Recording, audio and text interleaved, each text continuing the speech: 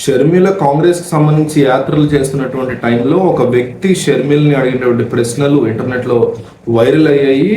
ఇన్నాళ్ళు జగన్మోహన్ రెడ్డి జెండా ఎత్తుకోమని మీరే చెప్పారు, మేము ఎత్తుకున్నాము, మళ్ళీ ఇప్పుడు వచ్చి జగన్ కి వ్యతిరేకంగా మీరే పోరాటం చేస్తున్నారు, జగన్ పాలన బాలేదంటున్నారు, ఇటువంటి వ్యాఖ్యలు మీరే చేస్తున్నప్పుడు ఇన్నాళ్ళు కాంగ్రెస్ ని తిట్టిన మీరే ఈరోజు మళ్ళీ కాంగ్రెస్ పార్టీని నెత్తిన పెట్టుకుని ఆ పార్టీ అధ్యక్షురాలుగా మీరు ఉంటున్నారు. ఇది ఎక్కడి న్యాయం? మీరు చెప్పిందల్లా ప్రతిసారి నమ్ముతున్నందుకు మేము ఫూల్స్ అవుతున్నాం కదా అన్నట్టు ఒక వ్యక్తి అడిగినటువంటి ప్రశ్నకి వైఎస్ షర్మిల ఎటువంటి సమాధానం చెప్పారు, అసలు ఆమె ఏమన్నారు, దానికి ఎటువంటి సమాధానం వచ్చింది ఆవిడ నుంచి అనేది ఒకసారి చూసి దానికి మనం రియాక్షన్ ఇచ్చే ప్రయత్నం చేద్దాం.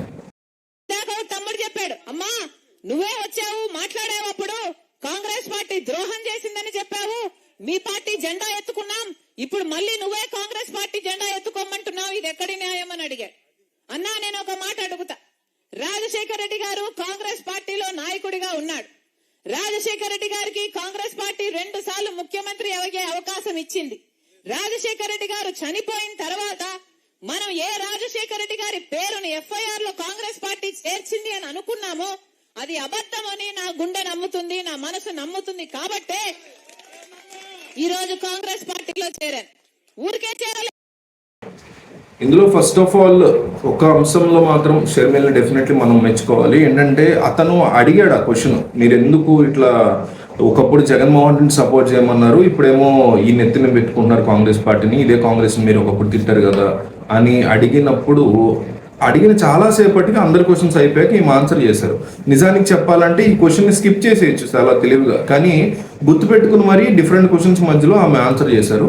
ఇట్లా ప్రజలు అడిగేటువంటి ప్రశ్నలు రాజకీయ నాయకులు ఆన్సర్ చేసినప్పుడు చేయాల్సిన బాధ్యత వాళ్ళకు ఉంది కాబట్టి డెఫినెట్లీ మనం వాళ్ళని ఆ పాయింట్ వరకు అప్రిషియేట్ చేయాలి.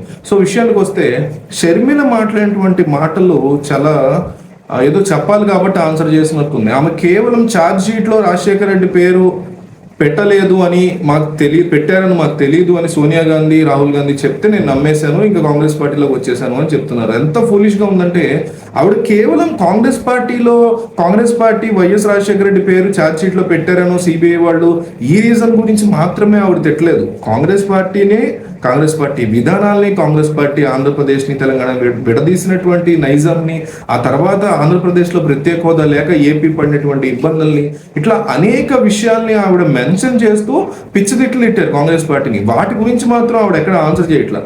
వైఎస్ షర్మిల 3 విషయాలు గుర్తుపెట్టుకోవాలి. ఒకటి, తనకి తన అన్న జగన్మోహన్ రెడ్డికి ఏ విధమైనటువంటి గొడవలు అయ్యాయి అనేది ఖచ్చితంగా ప్రజలకి చెప్పాల్సిందే.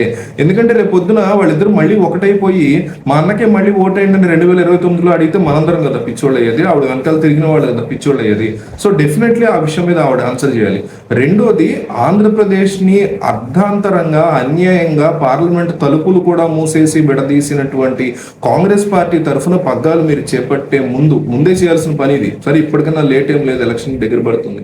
ఇప్పటికైనా కాంగ్రెస్ పార్టీ చేసినటువంటి అట్రాసిటీస్, పార్లమెంట్ సాక్షిగా తెలుగు వాళ్ళని విడదీసే విధానం అత్యంత దారుణంగా విడదీశారు. ఆంధ్రప్రదేశ్ సంబంధించినటువంటి ఎంపీలని కట్ చేశారు, లైవ్ కట్ చేశారు, ఎంపీలని ఇబ్బంది పెట్టారు. వాటన్నిటికీ క్షమాపణ చెప్పాకే మీరు అసలు ఏపీలోకి రంగప్రవేశం చేసి ఉండాల్సింది. కాంగ్రెస్ పార్టీ తరఫున పగ్గాలు చేపట్టే మీరైనా, రాహుల్ గాంధీ అయినా డెఫినెట్లీ దీని మీద మీరు క్షమాపణ చెప్పాల్సినటువంటి బాధ్యత ఉంటుంది. మూడోది, ఇందాక చెప్పినట్టు కాంగ్రెస్ పార్టీని మీరు కేవలం వైఎస్ఆర్ని ఛార్జ్ షీట్లో పెట్టారనే తిట్లా. అనేక అంశాల్లో సైద్ధాంతిక పరంగా కాంగ్రెస్ పార్టీ కరెక్ట్ కాదని, నరేంద్ర మోడీ ఎంత దుర్మార్గుడో కాంగ్రెస్ పార్టీ కూడా అంతే దుర్మార్గ పార్టీ అని మీరే మాట్లాడి ఈరోజు మళ్ళీ అదే కాంగ్రెస్ పార్టీలోకి ఎందుకు మారారో ప్రతి విషయాన్ని మీరు మెన్షన్ చేస్తూ డెఫినెట్లీ ప్రజలకి సమాధానం చెప్పాల్సినటువంటి బాధ్యత ఉంటుంది. ఇట్లా అకౌంటబిలిటీ లేకపోవడం, ప్రజలు జవాబుదారీతనాన్ని రాజకీయ నాయకుల నుంచి కోరుకోకపోవడం, సర్లే ఈ రోజు ఇక్కడ ఉన్నాడు ఈ రాజకీయ నాయకుడు రేపు ఇంకెక్కడో ఉంటాడు, ఇదంతా మామూలే కదా అని మనం అనుకోవటం వల్లే ఇటువంటి రాజకీయ నాయకులు తయారవుతున్నారు. నిన్న వైఎస్ఆర్టీపీలో ఉండి కాంగ్రెస్ ని తిట్టి ఈ రోజు కాంగ్రెస్ కి వచ్చి జగన్ ని తిట్టి మళ్ళీ జగన్ కి జాయిన్ అయ్యి, చంద్రబాబుని తిట్టి మళ్ళీ తర్వాత టీడీపీ జాయిన్ అయ్యి మళ్ళీ జగన్ ని తిట్టి, ఇట్లా ఓన్లీ షర్మిలే కాదు ప్రతి రాజకీయ నాయకుడు, టీడీపీ అయినా, వైసీపీ అయినా, కేసీఆర్ పార్టీ అయినా, రేవంత్ రెడ్డి కాంగ్రెస్ అయినా, ఎవరైనా సరే, మోడీ అయినా, రాహుల్ గాంధీ అయినా, వీళ్ళందరూ కూడా రాత్రి ఒక మాట, పగలొక మాట, తెల్లారుజాము మళ్ళీ ఒక మాట, సాయంత్రం ఒక మాట మాట్లాడుతూ నాయకులందరూ, పెద్ద స్థాయి నాయకుల నుంచి కింద స్థాయి నాయకులందరూ ఇష్టం వచ్చినట్టు ప్రవర్తించడానికి కారణం మనం ఇటువంటి క్వశ్చన్స్ వాళ్ళ పట్ల రైజ్ చేయకుండా కేవలం వాళ్ళు చెప్పిందల్లా విని ఆహా ఇప్పుడు ఇట్లా అనుకుంటున్నాడు అనమాట, లేకపోతే ఇట్లా డ్రామాలు ఆడుతున్నాడు అనమాట అని ఊరుకునే ప్రసక్తే లేదు. డెఫినెట్లీ క్వశ్చన్ చేయాల్సినటువంటి బాధ్యత మనందరి మీద ఉంటుందని మనం గుర్తుపెట్టుకోవాలి.